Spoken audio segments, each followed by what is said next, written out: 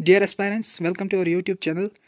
आज का ये वीडियो इंपॉर्टेंट टॉपिक इसमें हम स्टडी करने वाले हैं जो कि है directive principles of state policy, one of the important topics for account assistant post.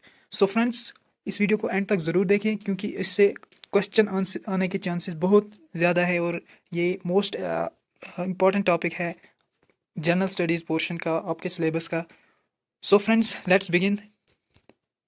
Directive principles of state policy ये आयरिश कॉन्स्टिट्यूशन से बारो किए गए हैं। जैसे कि डिफरेंट जो पार्ट्स हैं ऑफ इंडियन कॉन्स्टिट्यूशन वो डिफरेंट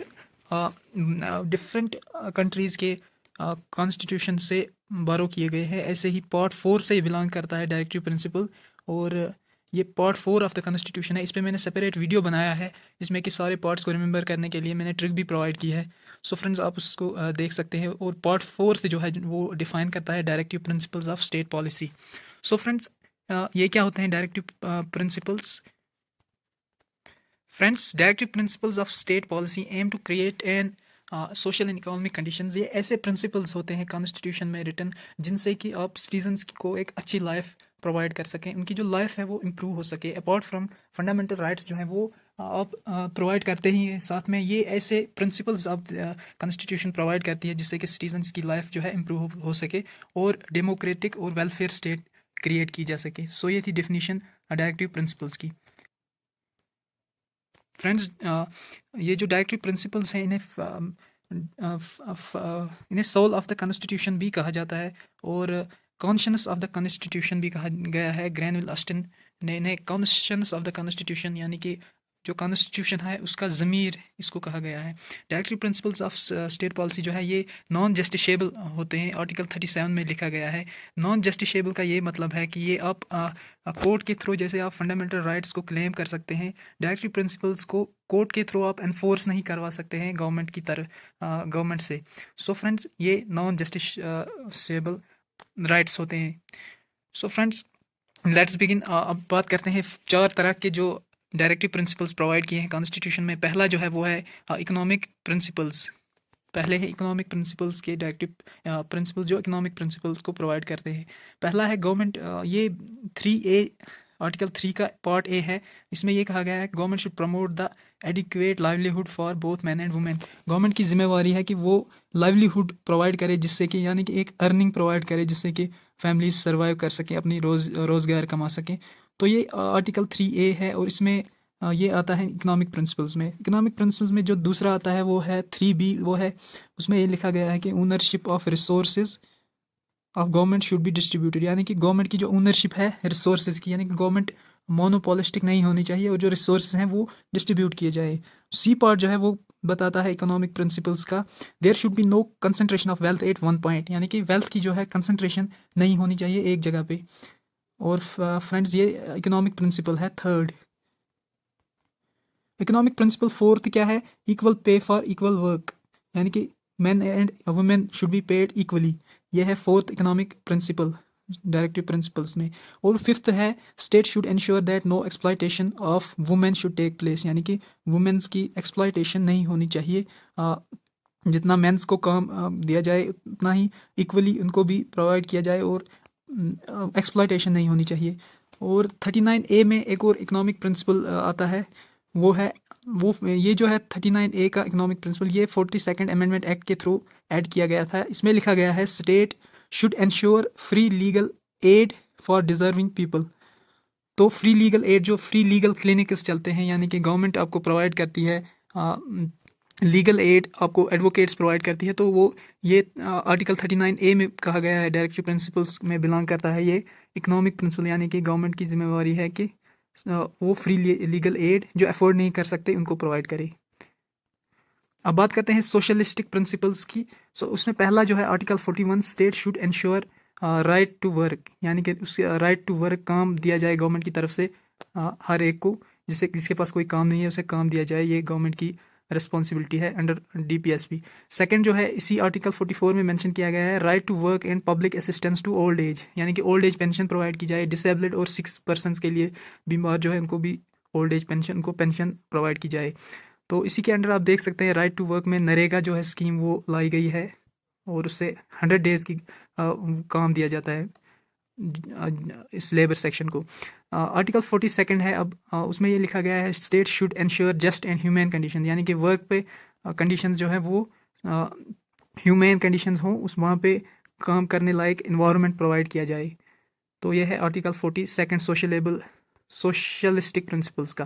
आर्टिकल 43 भी सोशलिस्टिक प्रिंसिपल है। इसमें ये बताया गया है state should provide living wages, यानी कि लिविंग वेजेस जितना कि जस्टिफाइबल हो उतनी वेजेस मिनिमम प्रोवाइड किए जाएं। Participation of workers in the management, और मैनेजमेंट किसी प्रोजेक्ट की मैनेजमेंट में वर्कर्स का पार्टिसिपेशन इंश्योर करे। State should encourage the formation of cooperative societies, जो डिफरेंट कोऑपरेटिव सोसाइटीज़ बनाई गई हैं उनमें एनकरेज करे लोगों को। आज आप देख सकते होंगे डिफरेंट कोऑपरेटिव सोसाइटीज़ सेटअप की गई हैं, वो इसी आर्टिकल 43 की वजह से, डायरेक्टिव प्रिंसिपल की वजह से सेटअप की गई है। अब फ्रेंड्स थर्ड है गांधीयन प्रिंसिपल। इसमें गांधी के जो प्रिंसिपल्स हैं उनको स्ट्रेस किया गया है, उन पे जोर दिया गया है। आर्टिकल 40 जो है वो कहता है states should ensure that panchayats are established. ये इंपॉर्टेंट है from syllabus point of view. Article 40 में ये मेंशन किया गया है डायरेक्टिव प्रिंसिपल्स के अंडर कि पंचायत्स एस्टेब्लिश किए जाए। सबसे इंपॉर्टेंट पॉइंट आर्टिकल 40 आपको याद रहना चाहिए। इसमें ये मेंशन किया गया है कि पंचायत्स एस्टेब्लिश की जाएँ रूरल एरियाज़ में। अब article 45 states should ensure education for children from 0 to 6। ये भी इंपॉर्टेंट डिफरेंट स्कीम्स इसी DPSP की वजह से लाई गई हैं।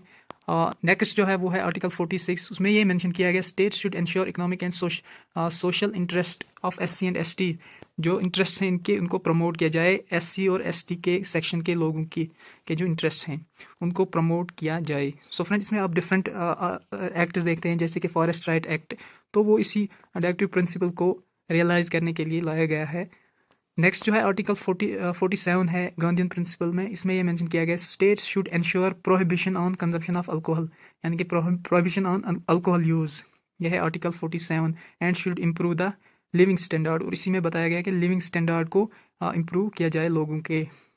नेक्स्ट जो है आर्टिकल 48 है, उसमें बताया गया states should improve the agriculture and animal husbandry. ये भी गांधीयन प्रिंसिपल है, एग्रीकल्चर और एनिमल हस्बेंड्री। इसके जो ज़्यादातर गांधीयन प्रिंसिपल्स हैं वो रूरल लाइफ के लिए, लाइफ को इम्प्रूव करने के लिए, ये आपको याद रखना पड़ेगा, रूरल लाइफ को इम्प्रूव करने के लिए लाए गए हैं।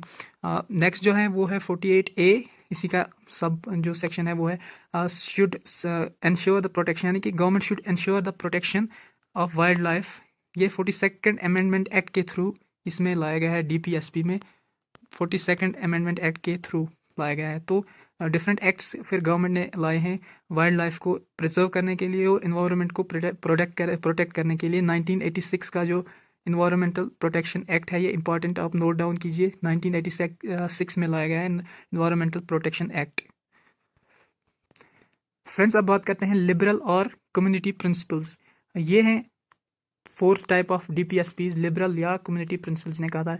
इसमें पहला जो है वो है आर्टिकल 44 यूनिफॉर्म सिविल कोड, और इसको रियलाइज़ करने के लिए डिफरेंट एक्ट्स लाए गए। इसका मतलब यह है कि पूरे देश में, पूरी कंट्री में एक ही जो लॉ है वो फॉलो होनी चाहिए, यहाँ पे डिफरेंट लॉज फॉलो नहीं होनी चाहिए। अब नेक्स्ट है आर्टिकल 49। इसमें ये बताया गया है कि states should ensure the preservation of historical monuments and archaeological sites.